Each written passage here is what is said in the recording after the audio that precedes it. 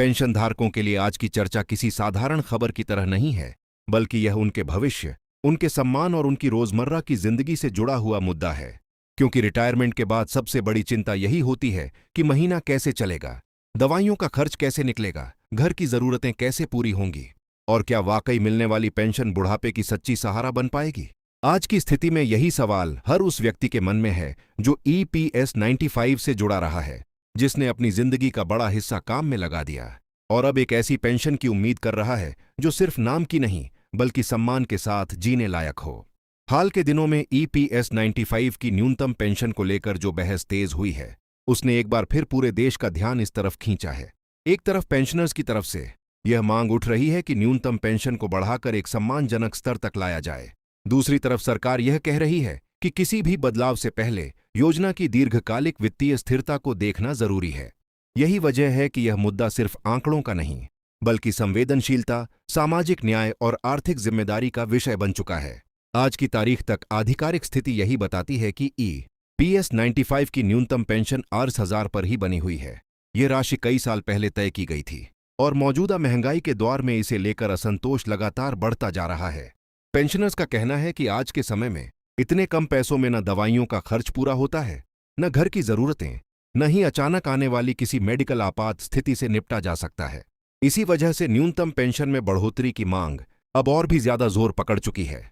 इसी बीच RS 500 की pension को लेकर जो चर्चा सामने आई है, उसने लोगों की उम्मीदें और बढ़ा दी हैं। लेकिन बहुत जरूरी बात ये समझनी होगी कि मांग और मंजूरी दो अलग चीजें होती हैं।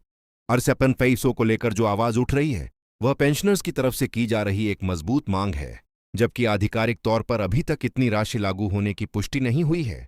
इसलिए इस विषय में सावधानी रखना बहुत जरूरी है ताकि कोई भी व्यक्ति अफवाह या आधी अधूरी खबर का शिकार न बने। संसदीय समिति ने भी इस मुद्दे को हल्के में नहीं लिया है। समिति की तरफ से ये बात सामने आई है कि RS 1000 की पेंशन आज की जीवन यापन लागत के हिसाब से पर्याप्त नहीं है और इस पर व्यापक पुनर्विचार किया जाना चाहिए। ये सिफारिश अपने आप में बहुत महत्वपूर्ण है, क्योंकि जब संसद से जुड़ी कोई समिति किसी योजना की कमियों की ओर साफ इशारा करती है तो उससे सरकार पर भी नैतिक और राजनीतिक दबाव बढ़ता है। यही कारण है कि अब यह मुद्दा केवल पेंशनर्स का नहीं बल्कि पूरे सामाजिक सुरक्षा ढांचे की विश्वसनीयता का मुद्दा बन गया है। कांग्रेस नेता जयराम रमेश ने भी इस विषय को लेकर सरकार पर सवाल उठाए हैं और साफ कहा है कि RS 1000 की न्यूनतम पेंशन आज के समय में अपर्याप्त है। उनका तर्क ये है कि जब महंगाई लगातार बढ़ रही है, जब दवा, राशन, किराया और बिजली सब महंगा हो चुका है, तब इतनी कम पेंशन किसी बुजुर्ग की गरिमा को सुरक्षित नहीं रख सकती। उन्होंने यह सवाल भी उठाया है कि अगर संसद की समिति खुद इस राशि को नाकाफी मान रही है तो फिर सरकार अब तक ठोस कदम क्यों नहीं उठा रही। सरकार की तरफ से जो रुख सामने आया है उसमें एक बात बार बार दोहराई गई है कि योजना की वित्तीय स्थिरता बहुत अहम है।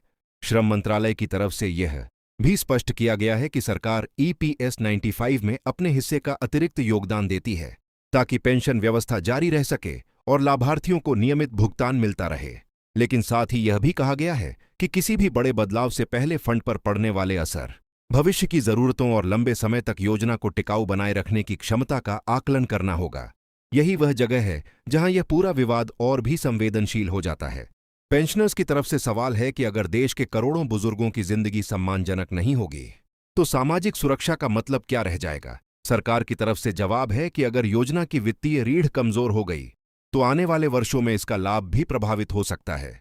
यानी एक तरफ तत्काल राहत की मांग है और दूसरी तरफ दीर्घकालिक स्थिरता की चिंता। इसी बीच पेंशनर्स खुद को बीच में फंसा हुआ महसूस कर रहे हैं। लेकिन इतना तय है कि यह मुद्दा अब दबने वाला नहीं है। संसद में चर्चा हो चुकी है, समिति ने अपनी राय रख दी है, पेंशनर्स की मांग सड़कों से लेकर बैठकों तक पहुंच चुकी है और सरकार पर यह दबाव लगातार बढ़ता जा रहा है कि वह इस पर गंभीर निर्णय ले। आज की स्थिति में लोगों की उम्मीदें सिर्फ बयान से नहीं बल्कि ठोस कार्रवाई से जुड़ी हुई है। लोग यह जानना चाहते हैं कि क्या न्यूनतम पेंशन वास्तव में बढ़ेगी, क्या RS 500 जैसा कोई सम्मानजनक स्तर भविष्य में संभव होगा और क्या बुजुर्गों को इतनी राहत मिल पाएगी कि वे अपनी जिंदगी कुछ सुकून से जी सकें। यहां एक और बात बहुत ध्यान देने की है। कई बार सोशल मीडिया पर आधी बातें फैल जाती हैं और लोग यह मान बैठते हैं कि फैसला हो चुका है, लेकिन जब तक आधिकारिक अधिसूचना जारी न हो तब तक किसी भी खबर को अंतिम सत्य मानना ठीक नहीं होता। इसलिए पेंशनर्स और उनके परिवारों के लिए सबसे बेहतर यही होगा कि वे भरोसेमंद और आधिकारिक जानकारी पर ही भरोसा करें। उम्मीद रखना जरूरी है, लेकिन अफवाहों से बचना उससे भी ज्यादा जरूरी है। अगर सरकार वाकई न्यूनतम पेंशन में बढ़ोतरी करती है तो यह करोड़ों परिवारों के लिए राहत की सांस होगी। कई बुजुर्ग ऐसे हैं जिनकी आय का कोई और साधन नहीं है। उनके लिए पेंशन ही घर का सहारा है, दवा का सहारा है और आत्मसम्मान का सहारा है। ऐसे में पेंशन में एक सार्थक बढ़ोतरी सिर्फ आर्थिक सहायता नहीं होगी, बल्कि यह देश के मेहनतकश वर्ग के प्रति सम्मान का भी संकेत होगा। इसीलिए आज जो बहस चल रही है वह सिर्फ एक आंकड़े की बहस नहीं है। ये उस सोच की बहस है कि रिटायरमेंट के बाद देश अपने नागरिकों के साथ कैसा व्यवहार करता है।